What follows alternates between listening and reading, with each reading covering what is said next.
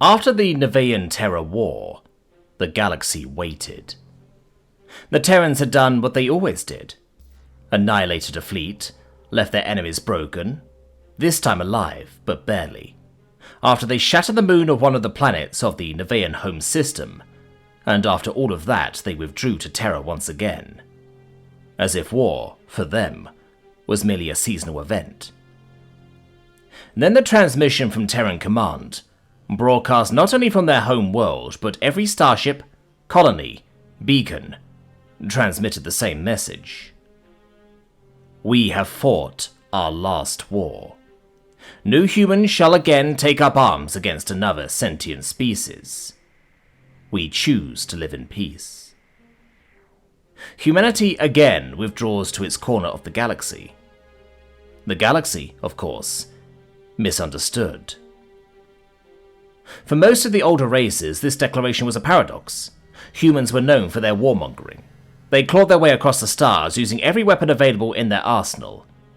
They repelled the Garnic swarms, destroyed the Zentonic Confederation, leaving their navy as a drifting slag, and of course the infamous destruction of the moon in the Nevaeans' own home system.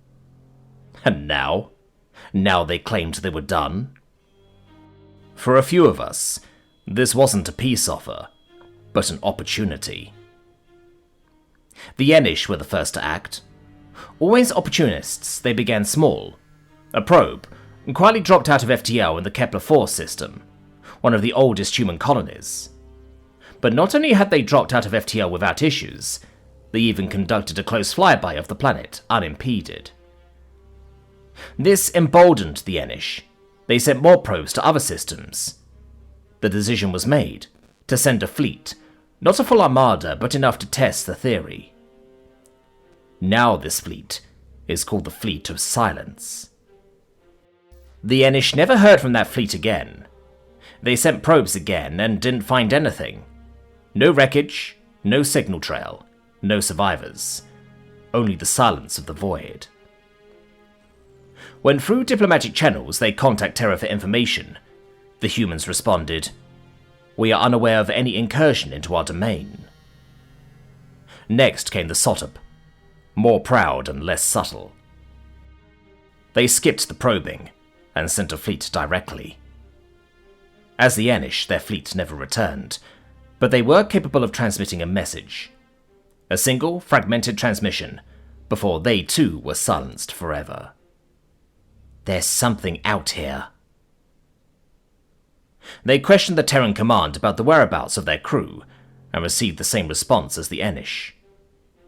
They demanded answers. Terra gave none. So the Sotp did what their honor required. They declared war. The answer was almost laughable. The Sotp, as any race, were within their rights to declare war, but humanity refuses to participate. The Sotp sent their fleets, waves upon waves, a campaign unlike any in recorded history. The Sotp threw everything they had to the Terran frontier. Nothing came back. No telemetry, no debris, only fragmented, corrupted comms logs. Without ever answering their war declaration, humanity pushed the Sotp back to their homeworld, until the Sotp made a desperate call for surrender. Yes, they surrendered. Humanity spared them, didn't even crack their moon this time. No terms, no conditions, didn't ask for a single concession, didn't even respond to them. They just left when they were done. The Terrans didn't even seem angry. The Galactic Council immediately demanded an explanation from the humans. Was the declaration a trap, designed to lure races in and destroy them? The answer was chilling. Humans didn't even acknowledge that they were involved in a war. In time, the truth emerged. Not from human mouths, but from what we observed. What we deduced. The small data that escaped every battle from the Sotp fleet. Humanity had not lied. They rarely scrapped their fleets. They would not engage in war again. What they had left out of their grand declaration was this. While humanity itself would no longer engage in combat, this didn't mean they were defenseless. It only meant that humans wouldn't fight anymore. But they never said their machines wouldn't. Their automated defense platforms, as always, were bristling with powerful weapons, still operational and constantly updated. Updates not created by human hands, but by powerful, human-created AI.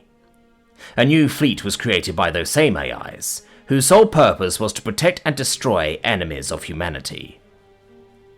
This new fleet wasn't even remote-controlled. They were self-generating, self-managed, auto-adaptive and entirely autonomous systems, powered by human knowledge of war. But not just human knowledge.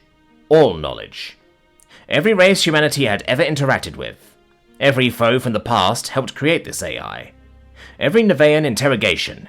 Every storybook from every race of the Council. Every blueprint found. Every theoretical path to victory was studied and assimilated by these AIs. Their sole purpose was to protect humanity. Every second they calculate how to win wars. How to protect humanity. They didn't kill out of anger or duty. They killed because the math told them to. And they clean up. No trace, no memorials. They leave humans undisturbed by the horrors of the war. Humans can now retire to their worlds, to care for their gardens of life, while their AIs ensure they would never be bothered again. Terran space today is quiet. Stunningly so. No warships, no military parades, just beautiful cities, oceans, beautiful architecture. You can visit. You'll be welcomed even. Well-fed, gifted by their art. Show museums filled with their amazing story. But venture beyond the marked lanes, poke where you shouldn't be, send a fleet too close, and you may simply vanish. No human will ever know that you were there. No warning, no message, only silence. So ask yourself, do you feel safer now that the humans no longer fight?